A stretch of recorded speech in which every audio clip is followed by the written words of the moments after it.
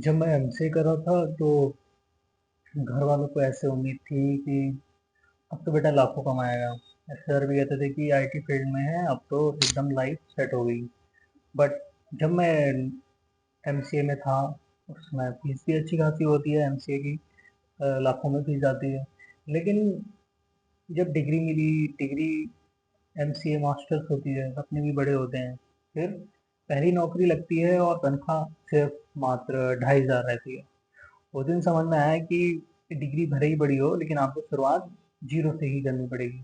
आज तो आजकल ये भी सुनने में आता है कि आईआईटी पास आउट भी नौकरी के लिए ढूंढते हैं, उनको अपॉर्चुनिटी नहीं मिलती है, या फिर उनकी जो डिमांड होती है वो फुलफिल नहीं हो पाती है ना। तो इतनी पढ़ाई के बाद भी प्राइवेट जॉब में हमेशा ऐसा कर सकता है कि कल नौकरी रहेगी कि नहीं रहेगी। आज ले ऑफ खबर ले ऑफ की खबरें आती रहती हैं, आए दिन आती रहती हैं, आम बात हो गई है। आज मेल आता है, कलेक्टर बंद हो जाता है, बस। प्राइवेट जॉब सुरक्षित है कि नहीं है, ये तो जो प्राइवेट जॉब में करता है वही बता सकता है। मेरे पिताजी की था कि वो सरकारी नौकरी में करेंगे, लेकिन सरकारी में मैंने उनकी ज़िंदगी देखी है। सरकारी में कि कितना वर्क प्रेशर होता है। जब मेरी दादी का देहांत हुआ था तो उस समय भी मतलब एक बेटे के लिए उसकी माँ का देहांत हो गया है, लेकिन उसके सीनियर्स ने उसको छुट्टी नहीं दी अपने माँ के अंतिम संस्कार में जाने के लिए। तो मैंने वो दिन भी देखा है उनकी सरकारी नौकरी में, और इसीलिए मेरा भी मन नहीं करता था कि सरकारी नौकरी में मैं जाऊँ।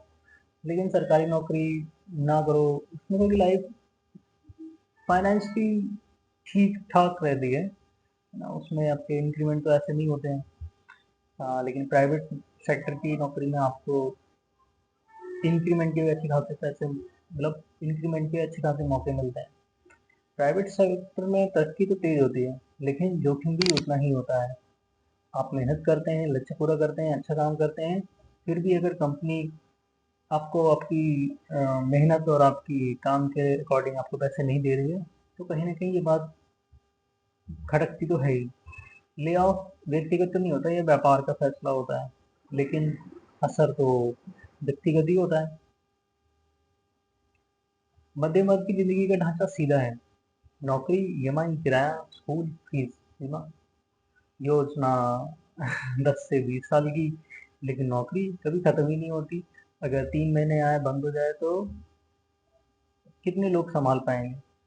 मतलब जो जो भी प्राइवेट सेक्टर में आज नौकरी कर रहे हैं, मान लो कि उनकी अगर उनकी किसी भी कारण से ले ऑफ होता है, तो उनका फैमिली, उनके बीवी बच्चे, मम्मी पापा, है ना, बहुत सारे लोग इफेक्ट होते हैं एक एक कॉर्पोरेट और बिजनेस डिसीजन के बेसिस पे। ये बस प्राइवेट सेक्टर में बस अगली तनख्वाह का इंतजार होता है।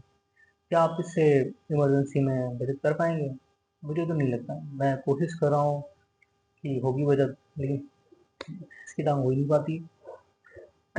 लोग कहते हैं सरकारी नौकरी सुरक्षित है, प्राइवेट में जोखिम रहता है। लेकिन सच क्या है? सरकारी नौकरी में स्थिर तो होती है, लेकिन प्राइवेट नौकरी हमेशा आपको एक अवसर देती है।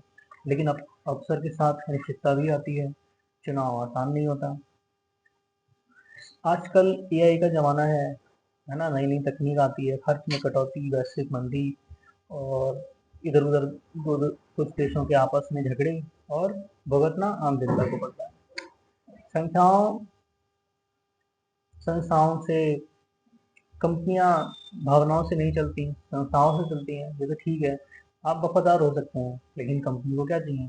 कंपनी को प्रॉफ़िट चाहिए, यही अंतर है।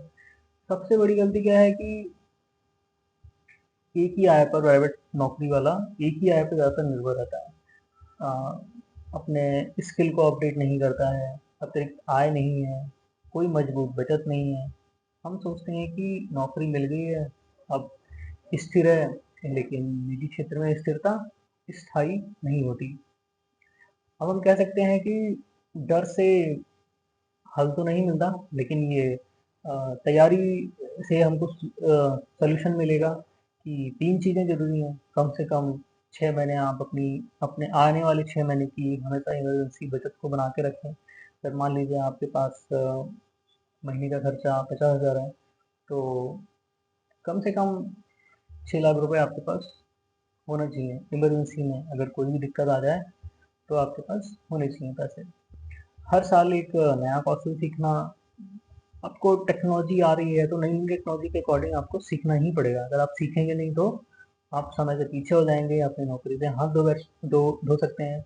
और आजकल ही शायद किसी बड़ी टेक कंपनी ने अपने एम्प्लॉय को बोला है कि अगर आप एआई को अपने काम में शामिल नहीं कर सकते हैं तो आप रिजाइन कर सकते हैं, है ना। अगर आप एआई नहीं सीखेंगे, एआई के साथ टेक्नोलॉजी के साथ साथ नहीं चलेंगे, आउटडेटेड हो जाएंगे तो आप जॉब से भी आउटडेटेड हो जाएंगे।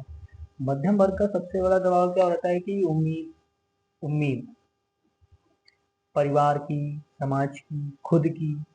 हम बाहर से दिखाते हैं सब ठीक है, लेकिन अंदर से तो बहुत सारे सवाल, अंदर तूफान उमड़ रहा होता है कि अगर कल नौकरी चली गई तो क्या होगा।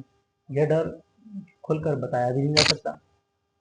जैसे मैं अपना पर्सनल एक्सपीरियंस बोलूँ कि मैं कंपनी में काफ़ी टाइम हो गया है, सैलरी भी ठीक ठाक है, लेकिन सब कुछ सही है, लेकिन कभी भी मतलब मन में रात को सोते वक्त ये ख्याल आ जाता है कि जैसा हम सुनते हैं कि कई सारी बड़ी कंपनियों ने अपने अपने एम्प्लॉय को निकाल दिया है, TCS, Wipro, Amazon, Meta, Google, सभी निकाल रही है। तो ऐसे ही आता है कि कल को अगर हमारे साथ भी अगर ऐसे हो गया तो कैसे चलेगा। मैं तो इसीलिए पूरा मेहनत से काम करो, नई नई चीज़ें सीखो, है ना। और अपने काम को जैसे एआई के यूज़ से जो 2 घंटे में हो सकता है उसको आधे घंटे में करने की कोशिश करो, तो आप अपना काम जल्दी से जल्दी और ज़्यादा अच्छे तरीके से ख़त्म कर पाएंगे। प्राइवेट जॉब गलत नहीं है, लेकिन आँख बंद करके भरोसा करना भी सही नहीं है। सुरक्षित कम सुरक्षा कंपनी नहीं देगी, सुरक्षा की योजना आपको ही बनानी पड़ेगी। आपको थोड़ा इन्वेस्ट कीजिए पैसे को, है ना, पैसे को बचाइए, उसको इन्वेस्ट कीजिए। अपने शौक को थोड़ा सा काबू में रखिए, है ना। तो इससे ही आप अपने इमरजेंसी फंड को इकट्ठा कर पाएंगे। अगर सुरक्षा की योजना आपको ही बनानी पड़ेगी। आफ्टर ऑल आप ईमानदारी से बताएं कि प्राइवेट जॉब सुरक्षित लगती है आपको या जोखिम ज़्यादा लगता है। टिप्पणी में लिखिए, कमेंट में लिखिए कि सेफ या रिस्क। चलिए, आज के लिए इतना ही। मैं हूँ आपका होस्ट एंड दोस्त नवनीत। जय हिंद।